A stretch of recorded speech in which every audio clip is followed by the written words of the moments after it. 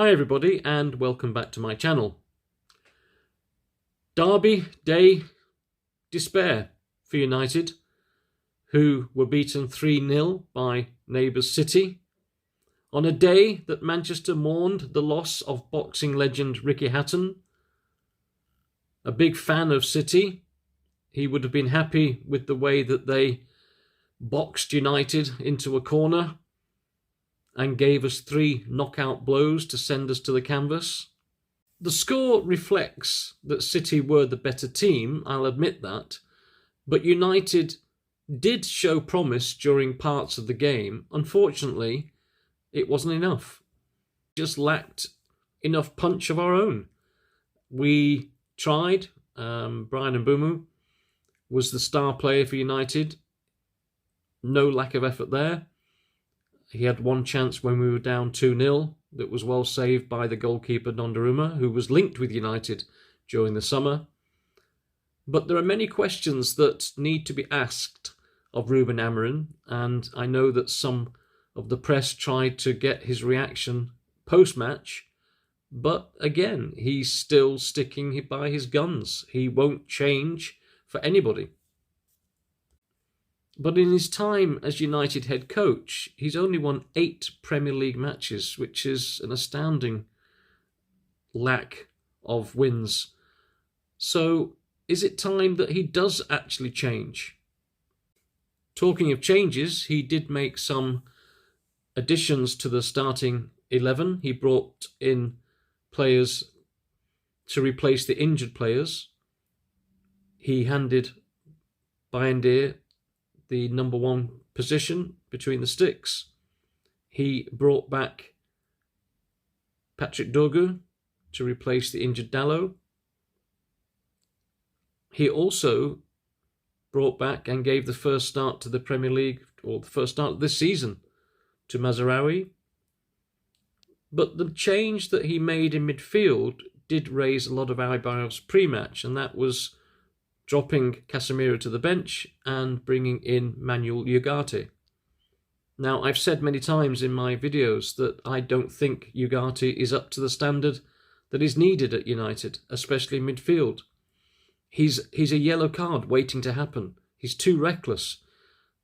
He doesn't have the ability to be that holding midfielder. And of course, it proved me right, unfortunately. I wish I'd been proved wrong, to be honest. Amorim also gave Benjamin Sesko his first Premier League start of the season. But in the system that he plays, the strikers are starved of the ammunition they need in which they can actually try and attempt on goal. He did have one attempt in the first, 15 minutes of the match. It was a very weak effort. But he wasn't provided with the ammunition to put the ball anywhere near the goal. Compare it to Haaland, who obviously has the ammunition, but also the skill and the ability, unfortunately. The guy could have had a hat-trick. If he'd have put his first effort in 10 seconds away, he would have. So the worrying signs are there.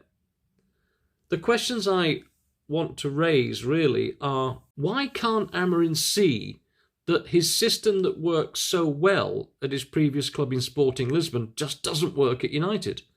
And why is he not flexible enough to change it mid-match?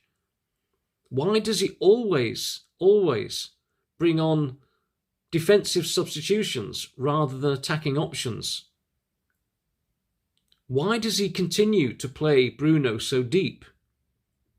And as I mentioned before, why continue with Ugarte? When Mainu came on today, he did a far better job than Ugarte did. Many questions that need answering. And looking at the face of Sir Jim Ratcliffe sat in the stand during the match, as we were 3-0 down, there's a lot to ponder. Now, I'm not saying that Amorim has to go. That's not what I'm saying. What I'm saying is, for him to stay, he needs to start winning games. And in this current system that he is persisting with, I can't see us winning any games. Next week, we have Chelsea at home. Okay, we've got the home advantage, if that works for us. But if he continues with this system, surely it's going to come to a point where we're going to end up losing more and more. In his post-match press conference, Amorim was asked by one of the reporters, what can he tell the fans? What message does he want to put out to the United fans? And his reply was that he will do everything for the club. He will do what he thinks is best for the club. Well, I'm telling him what he's doing right now is not the best for the club. And he keeps defending the way we play. He said that against Arsenal we were a better team. Yes, but we still lost. Nobody really remembers how we played. They remember the points on the board. He also went on to say that he's suffering more than the fans. Now, this is a very strange comment. He's been at United for a lot shorter than I've been a fan, and I can reassure Mr. Amorim that I'm suffering more than he is, and I think the fans are as well. And how long we continue to suffer is in his hands. He is the leader of our team, so start leading. Start changing things. Be flexible. Get the points on the board. Start getting wins. Change the system. Give the fans something to cheer about. And then, when you feel that you have the players to work in your system, then go back to the system you want to employ. But in the time being, let's start winning games, whatever way it takes. To use another boxing analogy, United are being forced into a corner.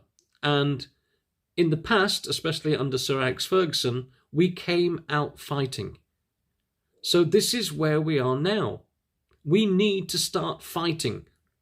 The players are showing more heart than they did last year. I admit, they're playing better, but we're still not providing the results. So, Mr. Amorim, my message is, please start looking at how we can adapt to start winning matches. We have no midweek European distraction, and also we have no Carabao Cup distraction. So the only matches we're going to play until the new year, when the FA Cup starts, Premier League. That's it. So we have a week between matches to get the system right. Now, I'm not a professional coach. I'm not even a professional footballer. But I do know when we are down and out. We need to get back up and we need to start punching. Maybe punching above our weight. I don't know. But we've got to start fighting. It's a sad day in Manchester today. To lose Ricky Hatton at such a young age, it makes you wonder the fragility of people's minds.